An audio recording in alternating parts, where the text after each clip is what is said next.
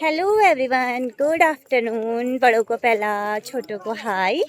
I hope सब बढ़िया होंगे, मस्त होंगे। हम सभी एकदम मस्त। तो आज की ब्लॉगिंग की शुरुआत फिर से हो रही है मेरी मलिकेश्वर महादेव मंदिर के सामने से। अभी मैं मंदिर में पहुंची नहीं हूँ और हमारे गांव के सभी औरतें जो हैं अभी आ रहे हैं।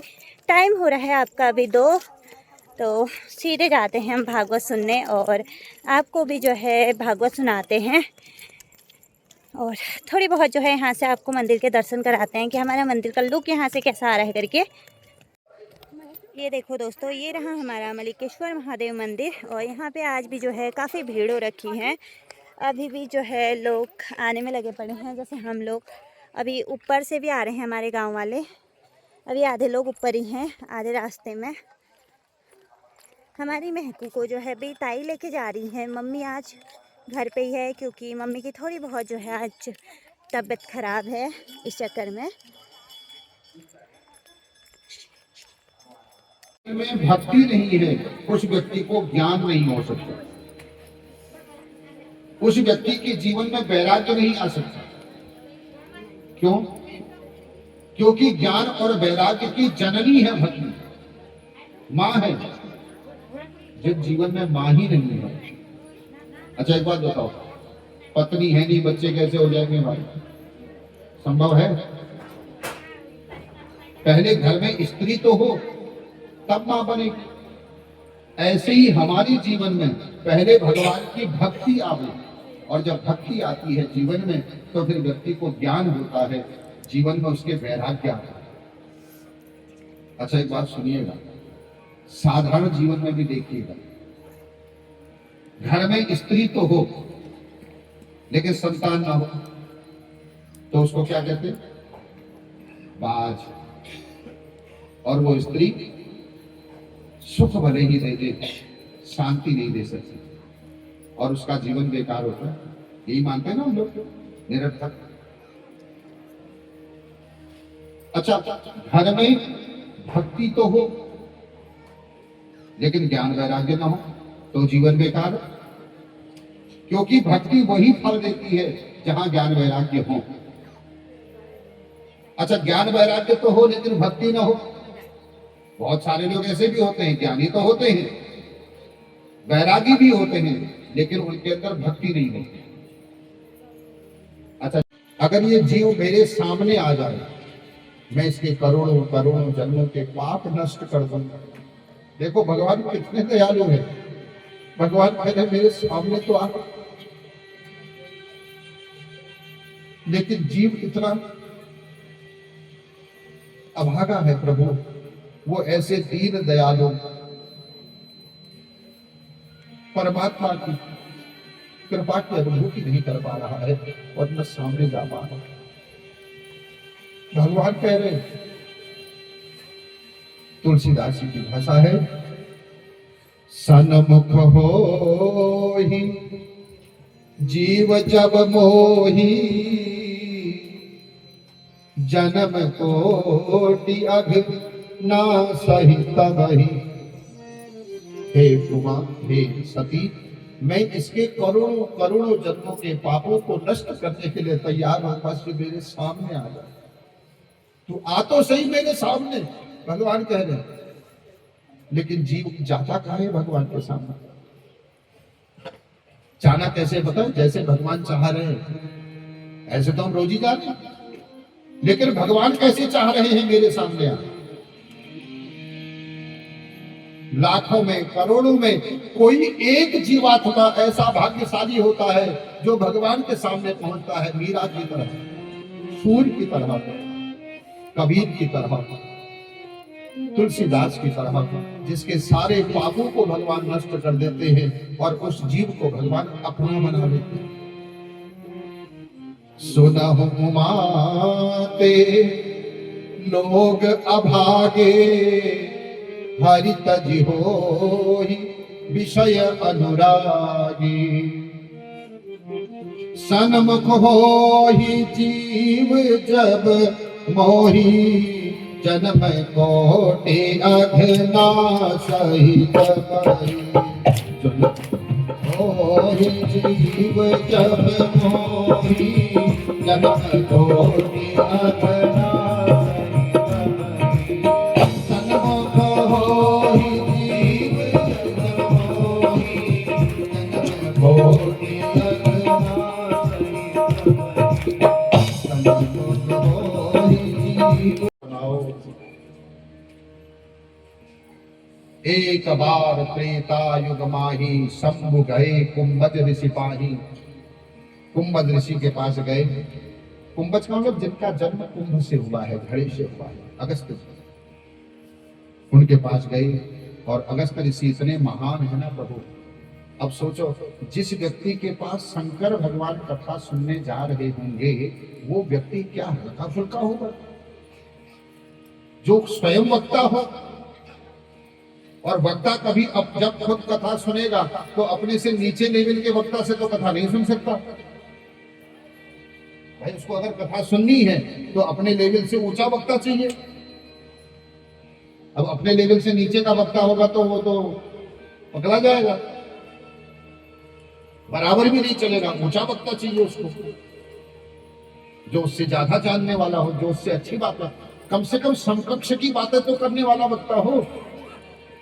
अब विचार करके देखो, भगवान शंकर कैलाश पर्वत से अपनी पत्नी सती को लेकर उतर करके दक्षिण गए हैं कथा सुनने के लिए। दक्षिण में है अगस्त ऋषि। अब कहां रह गया उत्तर, कहां रह गया दक्षिण? इतनी दूर गए कथा सुनने। भगवान शंकर मन में सोच के जा रहे हैं मुझे राम का दर्शन हो जाता, क्योंकि अवतार तो उनका हुआ ही है, त्रेता युग चल रहा है। और भगवान वन में वनवास के लिए निकले भी हैं। कृपा भगवान करे मुझे उनका दर्शन अभी मिल जाता तो मेरी कथा सुनना सफल हो जाता। देखो, कथा सुनने की सफलता तभी है जब प्राण निकलने से पहले भगवान के दर्शन हो जाए। कुछ ऐसी कृपा रघुनाथ करें, भगवान शिव करे कि ये देह से प्राण निकले उससे पहले थोड़ा सा अपना दर्शन करा। मेरा पति अगर अच्छा होता तो मेरे को आज सब सुनना थोड़ी पड़ता। मेरे पति ने अगर मकान बना लिया होता, बर्तन जोड़ लिए होते, हमारे पास अच्छे कपड़े पहनने को होते, तो मेरे से कोई क्यों कहता आज? इसका मतलब है विवाह के बाद पति का पहला कर्तव्य है वो घर बनाए। दूसरा कर्तव्य है घर में सामग्री जोड़े, संसाधन जोड़े। ये जो बर्तन इत्यादि जो भी चीजें होती है ना घरों में, जो दिखावे की सजावट की चीजें, मेहमान आ जाए तो जो ये सब पति को जोड़ना चाहिए। और कपड़े पहनने के लिए अच्छे होने चाहिए ताकि पत्नी को कोई ताना न मार पाए। यही तो चाहिए गृहस्थी में। तुम्हारे पास सोना है नहीं है ये कोई नहीं देखता, लेकिन घर है नहीं है ये सब देखते हैं। इसलिए पति का भी कर्तव्य है अपनी कमाई से कुछ पैसा बचाते बचाते पत्नी को एक मकान 2 कमरे का छोटा ही हो लेकिन अपना होगा, ये देने की जिम्मेदारी पति की है। घर में बर्तन जुड़े हो, 4 लोग आ जाए तो हम 4 लोगों को खिला सकें, इतने पात्र हमारे पास हो, ये पति का कर्तव्य है। घर में अन्न की कमी न हो, ये सब पति की जिम्मेदारी है। आज अपने पति को भी पोष रही है सती और कह रही है मेरा पति जो अच्छा होता तो मुझे ये सब सुनना थोड़ी पड़ता था। लेकिन बहनों को कोई जवाब नहीं दिया। सती मैया सीधे अपनी माँ के पास गई। माँ ने अब जैसे सती को देखा ना, करे सच कहूं, माँ हजारों से लड़ लेती है लेकिन बेटी को नहीं छोड़ती। दक्ष ने सबसे कह रखा है सती शिव का कोई सम्मान नहीं करा अगर आ भी गए तो, लेकिन माँ प्रसूति इस बात को नहीं मानती। बोली मेरी बेटी आई है, दौड़ करके गई, अपनी बेटी सती को गले लगाया, खूब गले लग के रोई है। और पता है क्या कहते हैं, बेटा तूने बहुत अच्छा किया है। तुझे पता है सारी दुनिया के देवी देवता हमारे यहाँ आए हैं, मेरी और बेटियां भी आई हैं, दामाद भी आए हैं, लेकिन तू और शिव नहीं आई थी ना, तो सच कहूं सती मेरे को अच्छा नहीं लग रहा था। मैं तो रो भी नहीं सकती किसी के सामने, लेकिन मैं अंदर ही अंदर बहुत दुखी थी, रो रही थी तेरे लिए और शिव के लिए। बेटा तूने बहुत अच्छा किया, तू आ गई, बहुत अच्छा किया तूने आ गई। तेरे पिताजी तो कितने जिद्दी है तुझे पता ही है ना। मैंने तेरे पिताजी को बहुत समझाया, खूब समझाया कि ऐसा ना करो, सबको बुला रहे हो, सती और शिव को भी बुला लो, लेकिन तुझे तो पता ही है ना बेटा, तेरे पिताजी मेरी सुनते का, मेरी जो सुनने वाले होते तो आज घर की ये हालत थोड़ी होती।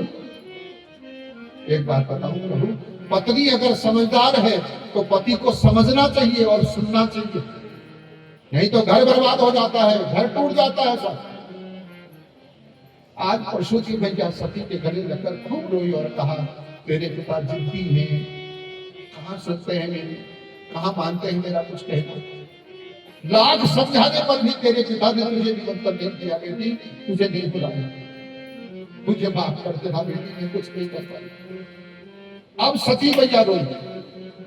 सती मैया को पहली बार पता लगा, एहसास हुआ कि किसी का पिता ऐसा भी कर सकता है।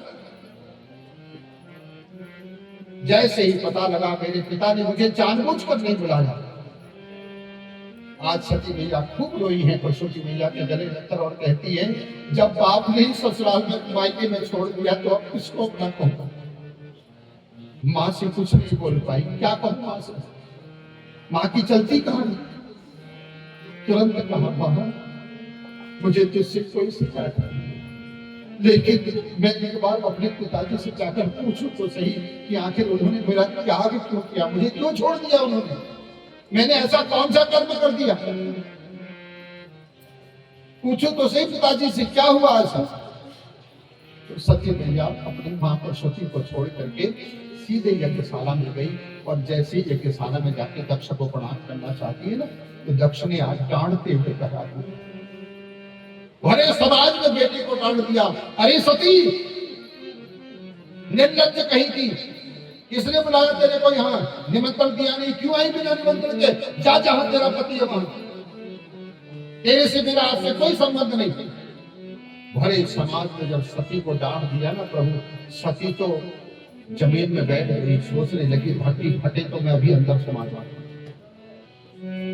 ससुराल में पति ने छोड़ दिया, वो मेरे से बात नहीं करता, संबंध नहीं रखता, और मायके में पिता ने छोड़ दिया। अब सती मनी मन में सोचने लगी मैं जाऊंगा, अब मेरे पास एक ही रास्ता बचा है, मैं आत्महत्या कर लूं, क्योंकि मैं उनमें की बेटी नहीं हूं जो गलत राह पर चल गई। मेरे पास एक ही रास्ता बचा है, मैं अपनी जीवन लीला समाप्त करूं, क्योंकि इनसे कुछ कह नहीं सकती, पिता ही। देखो ये मर्यादा है, पिता कुछ भी कह दे, लेकिन बेटी को अधिकार नहीं है वो उल्टा मुंह पिता को जवाब दे। सती ने कोई जवाब नहीं दिया, बस इतना ही कहा, पिताजी आपने इस शरीर को जन्म दिया है, आप इस शरीर के पिता हो, इसलिए मैं अब इस शरीर को नहीं रखूंगी, क्योंकि मेरा शिव जब कहेगा दाक्षायणी तो मुझे उस समय शर्म आएगी तुम्हारा नाम सुनकर। जो शिव का विरोधी हो वो मेरा प्यारा नहीं हो सकता।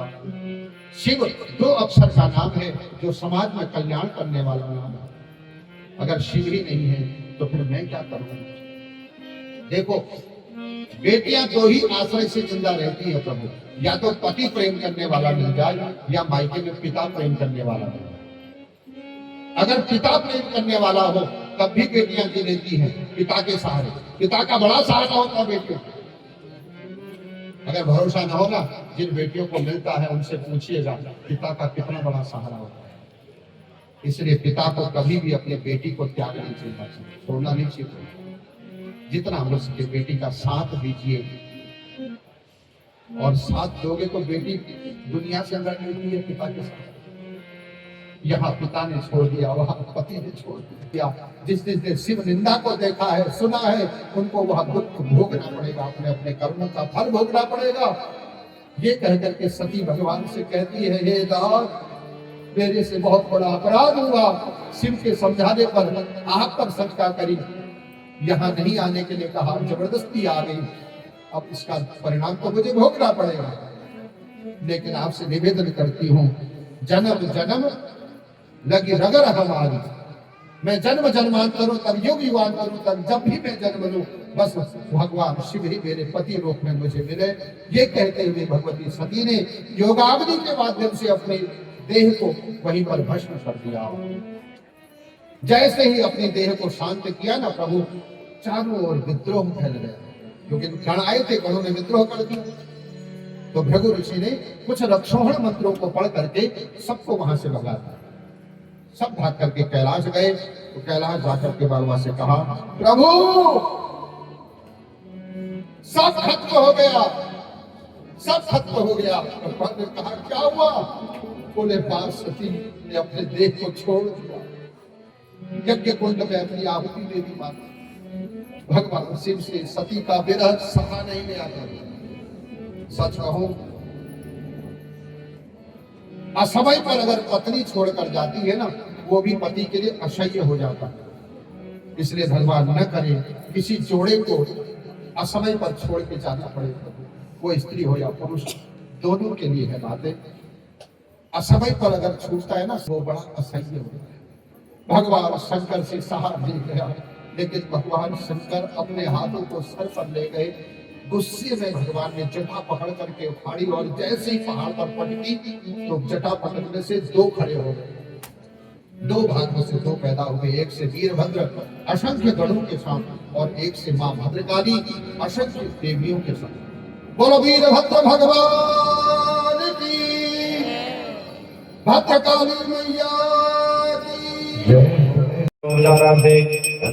पुष्पाणि समर्पयामि। ओम जय शिव ओंकार, जय शिव ओंकार, सदा शिव भोले भोलेनाथ महाशिव धारी ओम हर हर हर हर महादेव।